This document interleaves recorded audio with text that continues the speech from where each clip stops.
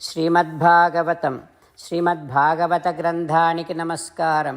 నిగమకల్పతరోర్గళితం ఫలం సుఖముఖాదమృతద్రవ సంయుతం పిబత భాగవతం రసమాలయం ముహురహో రసికా భువి భావుకాః. శ్రీసుఖయోగీంద్రుల వారికి నమస్కారం. యం ప్రవ్రజంతమనుపేతమపేతకృత్యం ద్వైపాయనో విరహకాతర ఆజుహావ పుత్రేతి తన్మయతయా తరవోభినేదుః తం సర్వభూతహృదయం మునిమానతోస్మి. నరనారాయణులకు, చతుర్ముఖ బ్రహ్మకు, సరస్వతీదేవికి, వ్యాసమహర్షుల వారికి నమస్కారం.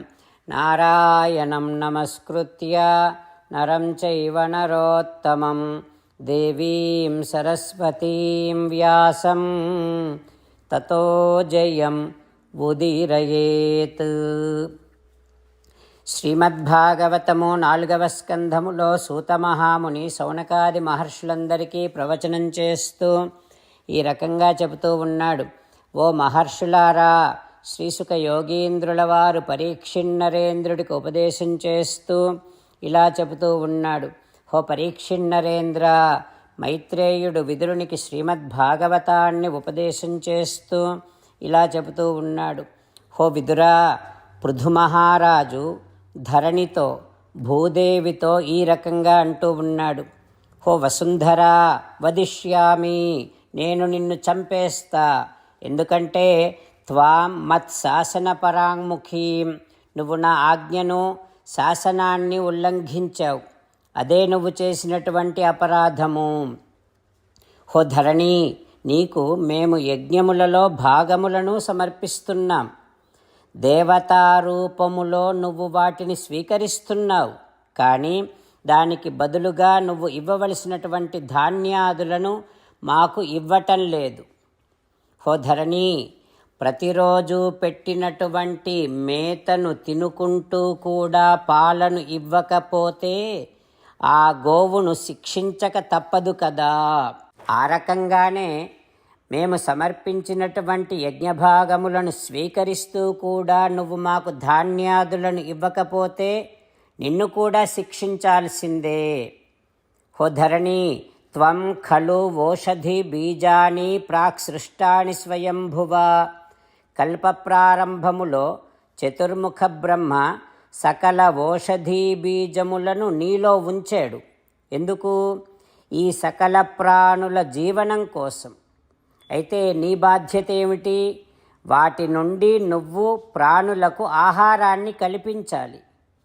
కానీ నువ్వు నేను ఆజ్ఞాపించినా సరే వాటిని ఇవ్వకుండా నీలోనే దాచుకొని బుద్ధి లేకుండా ప్రవర్తిస్తున్నావు, నన్ను అవమానిస్తున్నావు. ప్రజలందరూ ఆకలితో అలమటిస్తున్నారు ధరణి. అందుకని వారి దుఃఖాన్ని నేను ఉపశమింపచేస్తా. నువ్వే కాదు, లోకంలో ఎవరైనా సరే ఇతర ప్రాణుల పట్ల దయ చూపించకపోతే వారిని తప్పకుండా వధిస్తా.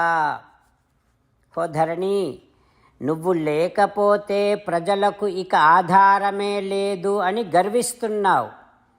అందుకని నేను నిన్ను ముక్కలు ముక్కలుగా చేసి నా యోగ శక్తితో నువ్వు లేకున్నా సరే ప్రజలందరికీ ఆధారాన్ని కల్పిస్తా అని భయంకరమైనటువంటి కోపముతో పృథుచక్రవర్తి ఆ భూదేవితో మాట్లాడుతూ ఉంటే భూదేవికి పృథుచక్రవర్తి మృత్యువే ఒక రూపము దాల్చిందా అన్నట్టుగా కనిపిస్తూ భూదేవి గడగడ వణుకుతూ నమస్కరిస్తూ మళ్ళీ పృథుమహారాజుతో ఈ రకంగా అంటుంది. ఏమంటుందో రేపు తెలుసుకుందాం. ఓం శ్రీకృష్ణ పరబ్రహ్మణే నమః. ఓం అస్మద్గురుభ్యో నమః. అంతేకాకుండా మనం ప్రతిరోజు శ్రీమన్నారాయణుడికి ఒక 8 పనులు చేస్తాం అని మాట ఇద్దాం. ఎందుకంటే శ్రీకృష్ణ భగవానుడు 18వ అధ్యాయములో 65 నుండి 70వ శ్లోకాల ద్వారా శ్రీమద్భగవద్గీత అంతటికీ సారభూతముగా మనకు 8 పనులు చేయమని చెప్పాడు.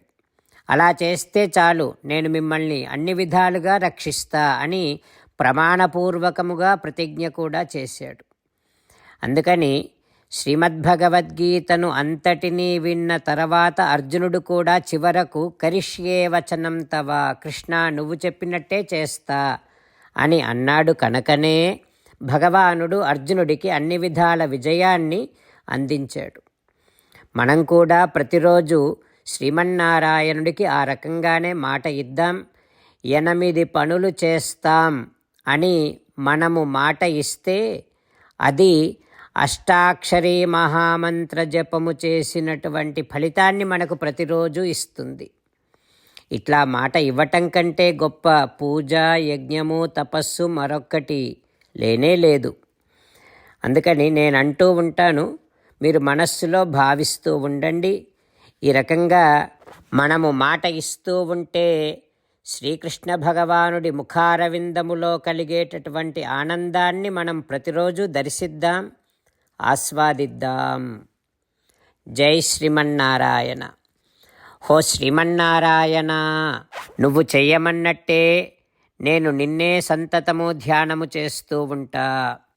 హో శ్రీమన్నారాయణ, నువ్వు చెప్పినట్టే నేను నీ భక్తుడిగానే ఉంటా. హో శ్రీమన్నారాయణ, నువ్వు చెయ్యమన్నట్టే నేను నా విధులను, కర్తవ్యాలను నీ సేవగా, నీ తృప్తి కోసమనే సక్రమంగా నిర్వర్తిస్తూ ఉంటా. హో శ్రీమన్నారాయణ, నువ్వు చెప్పినట్టే నేను నీవాడిని అనే మహావిశ్వాసముతో నీకే నమస్కరిస్తూ ఉంటా. హో శ్రీమన్నారాయణ, మామేకం శరణం వ్రజ, నన్ను ఒక్కడిని మాత్రమే శరణు వేడుకో అని నువ్వే అన్నావు కనుక నేను నిన్ను ఒక్కడిని మాత్రమే శరణు వేడుకుంటా. హో శ్రీమన్నారాయణ, మా శుచః, ఇక దుఃఖించకు అని నువ్వే నాకు భరోసా ఇస్తున్నావు కనుక నేను ఇక దుఃఖించను. హో శ్రీమన్నారాయణ, నువ్వు చెప్పినట్టే నువ్వు నా కోసమని అనుగ్రహించినటువంటి శ్రీమద్భగవద్గీతను ప్రతిరోజు కనీసము 1 శ్లోకాన్నైనా జ్ఞాపకం చేసుకుంటూ శ్రీమద్భగవద్గీతను అనుసంధానము చేస్తూ ఉంటా. హో శ్రీమన్నారాయణ, నువ్వు చెప్పినట్టే నువ్వందరి కోసమని చెప్పినటువంటి శ్రీమద్భగవద్గీతను తెలియని భక్తులందరికీ తెలియచేసే నా వంతు ప్రయత్నాన్ని నేను నిరంతరము కొనసాగిస్తూనే ఉంటా. హో శ్రీమన్నారాయణ, నేను నువ్వు చెప్పినట్టే చేస్తా, నీకు నచ్చినట్టే ప్రవర్తిస్తా, నీకోసమే పని చేస్తూ ఉంటా. కరిష్యే వచనం తవ. జై శ్రీమన్నారాయణ. భక్తులకు ప్రత్యేకమైనటువంటి విజ్ఞాపన. మీకు అన్ని విషయాలలో వెంటనే మంచి ఫలితాలు రావాలి అనంటే ప్రతిరోజు 1 నిమిషం వెచ్చించి నారాయణాస్త్రాన్ని చదవండి. ఇక మీకు తిరిగే ఉండదు. నారాయణాస్త్రాన్ని పొందడానికి మీరేం చేయాలంటే నారాయణాస్త్రం అనే వెబ్సైట్కి వెళ్ళి మీ పేరు, మీ ఈమెయిల్ ఇస్తే మీ ఈమెయిల్కి నారాయణాస్త్రం PDF వస్తుంది. అందులో ఒక రామాయణ శ్లోకం, ఒక గీతా శ్లోకం, ఒక విష్ణునామం ఉంటాయి.